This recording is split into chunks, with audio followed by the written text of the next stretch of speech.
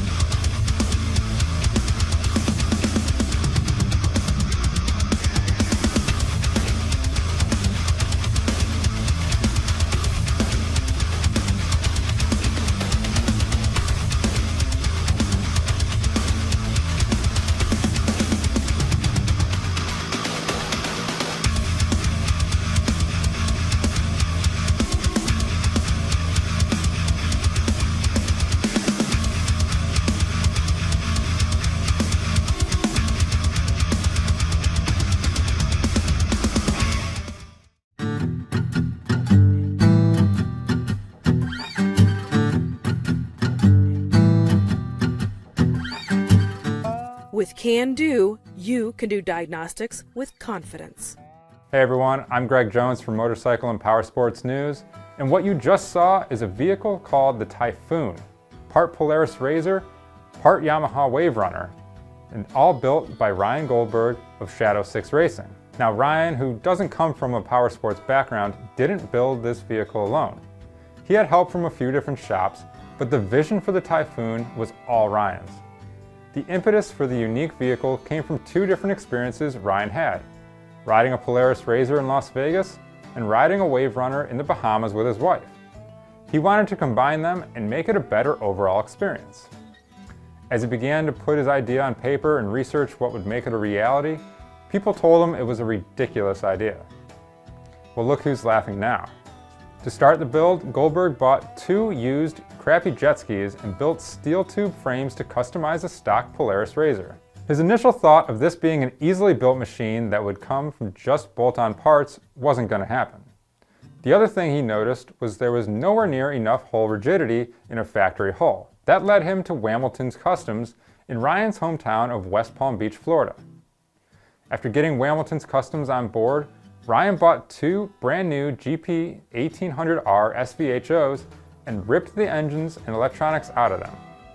Wamilton's Customs built custom racing hulls that are virtually indestructible and only weigh about 150 pounds each, which is far lighter than a stock ski. These allow the vehicle to run at 90+ miles per hour in 6-foot seas and be able to jump 10 feet in the air. In addition, the vehicle has a massive active platform built into it. That's what allows it to have both skis lean in unison into turns.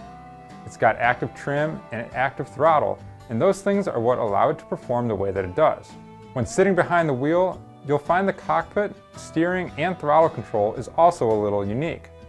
There's a throttle on the right for the gas and a lever on the left side of the steering wheel for your brake and reverse. As for the Yamaha racing engines that Goldberg pulled out of the GP 1800R SHVOs, those ended up being modified with accessories from Riva Racing. That's where some of the extra horsepower comes in, giving the Typhoon 700 horsepower of pure performance. While Goldberg started this idea with a stock UTV and jet skis, it has certainly gone to the opposite end of the custom spectrum today. The only thing that really is from a Polaris RZR is the plastic.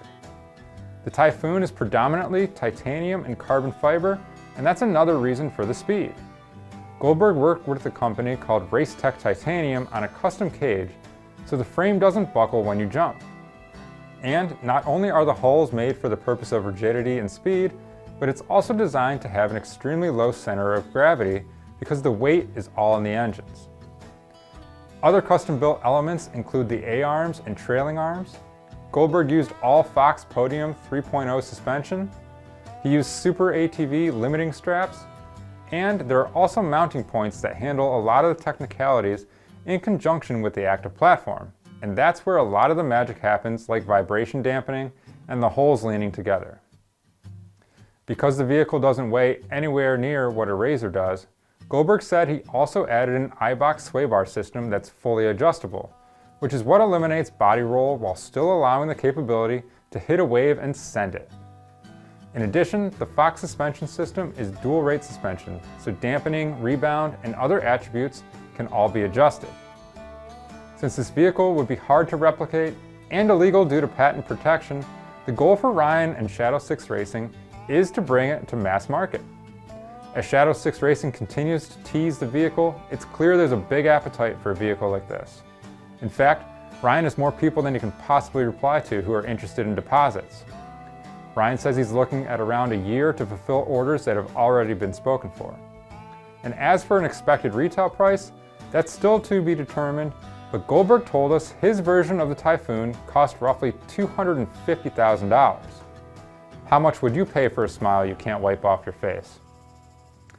Well, that does it for this episode of Ride of the Week. A special thanks to our sponsor, Can Do International. And if you have a motorcycle, ATV, UTV, snowmobile, or jet ski that you'd like to feature, please email me at gjones@babcox.com. We'll see you on the next ride.